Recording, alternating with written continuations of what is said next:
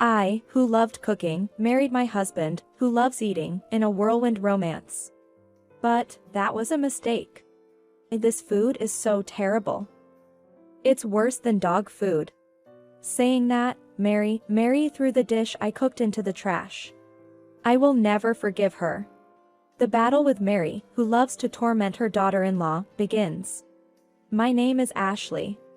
I got married half a year ago, and we're newlyweds. I met my husband, Christopher, through a dating app. His profile said, I love eating, so I'm looking for someone who's good at cooking. Which matched perfectly with me, as cooking is my hobby. He was delighted with the lunches and sweets I made for our dates and the meals I cooked at home. This is the best homemade food I've ever eaten, he praised. I decided to marry him because I loved watching his smile while eating my cooking. Our marriage happened quite fast, only a month after we met. However, that marriage turned out to be a mistake. My father-in-law passed away soon after we got married. It seems he had been hospitalized for half a year. But he passed away quietly just a few days after we registered our marriage. As if he had been waiting for it. My husband suggested to his grieving mother, why don't you live with us? Honestly, I was reluctant to live together. I wanted to enjoy more of our newlywed life alone with him. However, given the circumstances, I had no choice but to agree. When we started living with Mary, the harassment from her, who had been quiet at first, gradually began. Isn't this shirt all wrinkled? The shirt that I had carefully ironed was all crumpled. Ashley, please throw this away. She would sit heavily on the sofa and tell me to throw away the trash from the snacks she ate. I felt like a maid. You're a stay-at-home wife, so it's only natural you do these things. Mary would say this as if it were a matter of course. When I married my husband, he had asked, would you join the household? So, I quit my job. In hindsight, that too was a mistake. The reason why Mary harasses me is because I'm a stay-at-home wife. You're living off Christopher's earnings, aren't you? She would always say that. When I told my husband, he said, living together is like that. It's stressful living with someone else. We should slowly bridge the gap. But his words didn't help. The harassment escalated day by day. I realized my belongings were either hidden or thrown away. And this was an everyday thing. If I locked my room or put things in a safe, Mary would explode. How can you suspect your own family? I endured desperately. But then the most painful harassment began. I can't eat such awful food. She started to criticize my cooking. For someone who loved to cook like me, these words were the hardest to hear. You don't like it? I'm sorry to hear that. It's like dog food. Too bland. She'd take a little bite, then complain. If I made it richer the next day, she'd say, it's too strong. Are you trying to make me sick? No matter what I cooked, there were complaints. My husband would just eat silently. The husband who used to eat with a smile seemed like he never existed. Unable to bear Mary's daily outbursts, I decided to take up a part-time job. My husband initially opposed, but agreed when I said I'd contribute to the household expenses. Mary's irritation visibly increased since I started working. She's stressed because the person she harasses isn't home all the time. Sometimes, she'd wait at the entrance just to scold me when I got home. At work, I'm told, you learn fast, which helps a lot. I'm regaining the confidence I lost at home. The job is fun, and I've adapted to this new environment. Now, my part-time job is my only solace. But, coming home means facing Mary's harassment. It's dreadful to return, but it's still better than being with her 24 hours a day. One day, Mary had plans to go out. It was our wedding anniversary, and I had the day off from work. I cooked enthusiastically for the anniversary. When my husband came home, he said, "Looks delicious." He was happy with my cooking for the first time in a while. We toasted and ate together. We hadn't had such a moment since moving in with Mary. But this happy time was short-lived. She came back earlier than planned. Mary, you're back early. Had a bit of trouble. She seemed in a bad mood and glared at me upon seeing the lavish meal. You prepared such a meal because I'm not here. She tasted a bit and then, in anger, said, "This food is terrible. Worse than dog food," and threw it in the trash. Mary. How can you do this? I trembled with anger. I had endured everything until now, but throwing away someone's cooking. She continued, watching Christopher eat such bad food. My husband, looking guilty, mumbled, "Well, it looks good, but..." Ashley thought, he won't side with me in front of his mother. I was filled with tears, but angrier about the disrespect to my cooking. Ashley thought unforgivable. I couldn't sleep that night from being too angry. I thought, I can't take it anymore. I'll definitely get back at them. In the morning, when my husband woke up, the first thing he said was, "Hey, where's my breakfast?" I smiled and said, "I couldn't possibly serve Mary's precious son food that's worse than dog food." Then Mary woke up and shouted, "What do you mean? There's no breakfast for my son." This was all as expected. I'm sorry for serving you food like dog food until now. I won't make it anymore. Saying that, I only brought my own food to the table. Eh? What do you mean? What do I mean? Your mother said yesterday that it was bad for you. You thought the same, since you didn't say anything last night, right? My husband had nothing to say. From now on, I won't cook for you too. After saying that, I quickly finished eating and hurried off to work. I could hear Mary yelling behind me, but I didn't care. I came home later than usual, having eaten at a restaurant nearby. As soon as I got home, Mary confronted me, "You're late." What were you doing? What was I doing? If I'm not cooking, I can come home whenever I want. I've done the laundry and cleaning. She looked baffled. Ha! You mean you're not cooking dinner either? She was furious. I said it in the morning, didn't I? If it's going to be thrown away, I won't cook it in the first place. Wait a minute. I haven't eaten anything. It wasn't me who threw the food away. It was Mom. I always eat your cooking, don't I?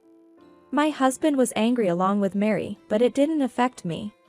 As I was about to go to my room, Mary said, "Wait a minute. What is it?" Mary had a mischievous grin, as if she had thought of something clever. If you're not going to cook, that's fine. Your cooking is worse than dog food anyway. But if you're only cooking for yourself, you should pay for your own food expenses. You're living off Christopher's money, after all. You should also pay back all the food expenses so far. She spoke arrogantly, breathing heavily through her nose. I took a deep breath and continued. Mary, I have been paying for the food expenses all along. Eh? She looked surprised. Since I started my part-time job, I discussed it with Christopher. We decided that I would pay for the food expenses from my part-time income. I heard that Christopher needed money for something else. Looking at my husband, he started to make excuses in a panic. But Mom said she didn't have enough money. She said it's hard living on a pension and asked for a little spending money. I don't know how much you give to your mother, but because of that, we've been struggling to live on just your salary. That's why I decided to work part-time. Mary shouted, her ears turning red. Then what about the food expenses until now? Pay back the food expenses from before you started your part-time job. Her childish and unreasonable statement made me respond calmly. I may be a part-timer, but I haven't spent my salary on myself at all. Lately, I've been paying not only for the food expenses, but also for most of our living expenses. If you want me to calculate it properly, I will, but as of now, you are living off my part-time income. Mary was trembling with anger, unable to respond. Mary, you seem to enjoy dining out every day. Why don't you cut back on that? Can't you manage your pension? And if you don't need lunch or dinner because you've eaten out, please let me know in advance. It's a waste if you don't eat what I've cooked and it gets thrown away. how do you know that? You always say to sort the trash properly. But you never do, so I always end up doing it. You shouldn't throw away receipts, coupons, and plastic waste from various restaurants together. I smiled back at her. And the one who should be making demands is me. Seeing my serious face, both of them looked bewildered. I was late coming back today because I went to get this. I held out a divorce paper. What? Divorce. Wait a minute. You think you can get a divorce just because you're a part-timer? And what do you mean by demands? Are you trying to get a property division after you brought up the divorce? She said, her face contorted. Yes, property division. I have recorded all the harassment from you, Mary. I also visited a lawyer today. It seems I can get a good deal out of this. Mary's face turned pale. My husband started to make excuses in a panic. Hey. You're kidding about the divorce, right? Please reconsider. I couldn't side with you because I was caught between you two. I've always been grateful to you, and your cooking is really delicious. I mean it. He was begging, but I felt nothing. I wanted to hear those words much earlier. It's too late now. You always think about yourself. Trying to appease me now that I want a divorce? Seeing the determination in my eyes, my husband seemed a bit taken aback. I returned to my room and took out the luggage I had prepared. I hadn't slept last night due to anger and had packed everything after they went to bed. I hadn't planned on leaving the house the day after yesterday, but the schedule just moved up a bit. Seeing me with the suitcase, both were shocked. Hey. You don't have to leave today. Let's calm down and talk. Where do you think you're going? You think you can just leave because you're a part-timer? She always looked down on housewives and part-timers. I'm fed up with it. However, that's only until today. I answered with a smile. I'm becoming a full-time employee next month. My current company has good benefits and treats both part-timers and full-time employees well. They recognize hard work and offer opportunities for part-timers to become full-time. They don't treat us poorly just because we're part-timers. The company provides an apartment, so I'll live there from now on. Though I'll go to my parents' house today. Thank you for everything so far. Please communicate through my lawyer from now on. I left the house briskly. I had already contacted my parents. They had said, you can come back anytime. But they probably didn't expect me to return the next day. I felt a bit sorry. Despite this, my parents welcomed me warmly. I couldn't thank them enough.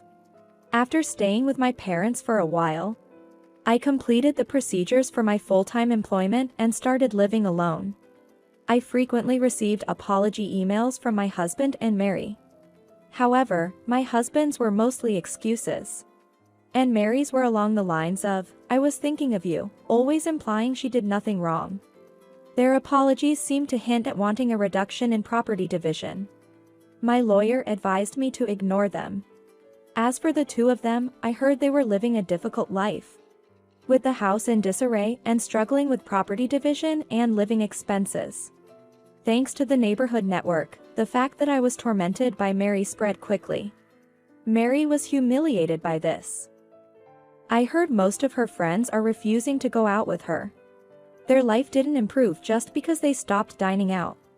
Apparently, Mary has never been good at household chores. I heard the house is a mess, with convenience store trash scattered around. It seems my father-in-law had been taking care of the housework. But after his hospitalization, with no one to maintain the house, it quickly fell into disrepair. In an effort to find someone to manage the household, Mary pushed my husband to register on a dating app, and that's how they found me.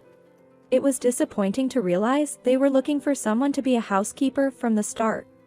I was completely deceived. But now, I no longer have to worry about those two. I now invite family and friends over to my apartment and treat them to meals. Everyone says it's delicious and enjoys eating. Seeing their happy faces makes me happy too. I realized I don't have to limit the joy of cooking to just pleasing my husband. It's enough that my loved ones enjoy it. That's my greatest happiness.